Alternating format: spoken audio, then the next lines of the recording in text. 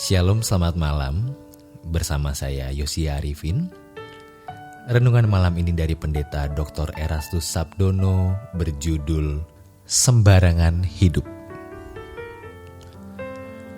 Orang yang tidak memahami pertanggungan jawab dan tidak memahami adanya pengadilan Tuhan adalah orang yang sembarangan hidup. Mereka berpikir hidup ini gratis. Kita, orang percaya, dipanggil untuk mengenal juru selamat yang benar, mengenal Allah satu-satunya yang benar, yaitu Yahweh Elohim atau Allah Yahweh. Kita mendapat tuntutan yang lebih tinggi dari siapapun, sebab kepada kita Tuhan berkata, "Kamu harus sempurna seperti Bapa." Maka kita harus memiliki pikiran dan perasaan Kristus. Nanti di pengadilannya, Bapa akan mengukur kita dengan ukuran ini. Apakah kita sudah menjadi serupa dengan putranya atau belum? Bukan sekedar baik, sudah menolong orang, tidak membunuh, tidak mencuri, tidak berzina, melainkan harus sempurna.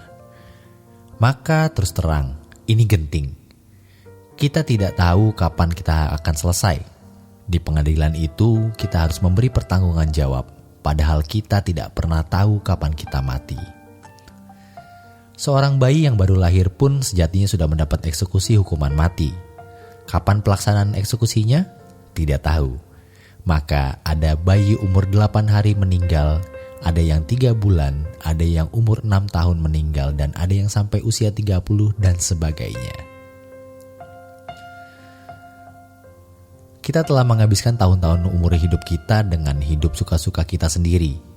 Berapa banyak waktu yang sudah kita berikan kepadanya? Jangan kaget jika nanti Tuhan berkata, "Berapa banyak kesempatan yang kamu peroleh? Mengapa begini saja modelnya?" Apalagi kalau kita tidak serupa dengan Yesus, malah serupa dengan dunia. Padahal yang Allah kehendaki adalah perubahan, agar kita serupa dengan Tuhan, bukan serupa dengan dunia. Berubahlah oleh pembaharuan budimu, supaya kamu tidak serupa dengan dunia. Maka kita belajar. Jangan memperhitungkan apa yang kata orang.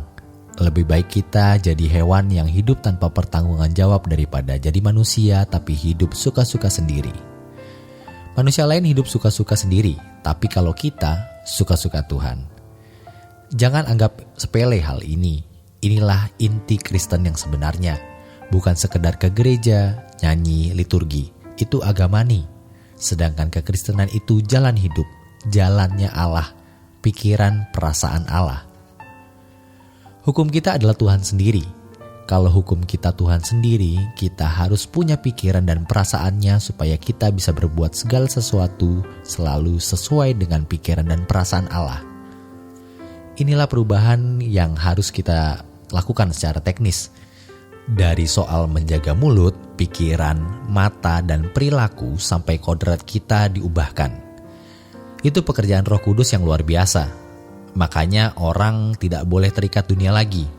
Namun jangan kita berpikir kalau tidak terikat dunia lalu jadi miskin. Kita harus hidup bertanggung jawab dalam mencari nafkah. Tuhan tidak akan pernah meninggalkan kita. Hanya satu yang kita perlukan, yaitu Tuhan. Apakah ini artinya kita tidak boleh menikah? Kalaupun kita menikah, itu karena Tuhan menghendaki kita menikah. Kalaupun mencari uang, tentu memang mesti mencari uang. Itu semua kita lakukan karena Tuhan. Kalaupun memiliki dan segala fasilitas, itu juga karena Tuhan. Jangan sampai kita kehilangan kesempatan. Mengerikan.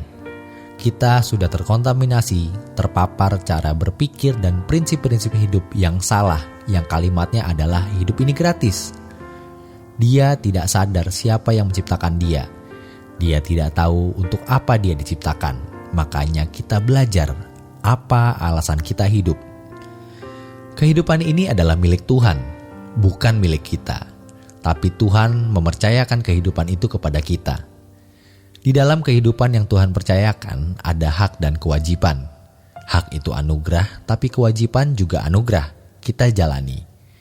Jadi Tuhan memberikan kehidupan kepada kita untuk kita jalani, tentu di dalam tatanan.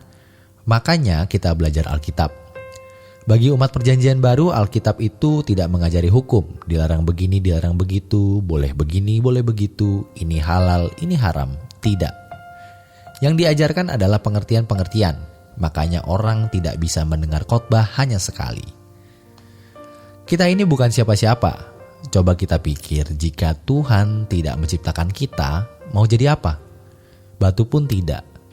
Kalau bukan Tuhan yang mengadakan kita tidak akan jadi apa-apa. Kita bersyukur Tuhan memberi kehidupan ini. Ini miliknya, bukan milik kita. Jangan sombong. Setelah kita terhormat, berpendidikan tinggi, punya jabatan, kita lupa who am I. Mari kita bertobat supaya kalau nanti kita mati, kita bisa berdiri di hadapan Allah Bapa karena kita sudah mengakui bahwa kita bukan siapa-siapa. Dan kalau memang kita harus ada, kita harus melihat apa yang menjadi tanggung jawab kita. Hak kita pasti Tuhan berikan, tapi bagaimana tanggung jawab kita harus kita penuhi supaya kita bisa menyukakan hatinya. Demikian renungan pada malam hari ini. Selamat beristirahat, Tuhan Yesus memberkati.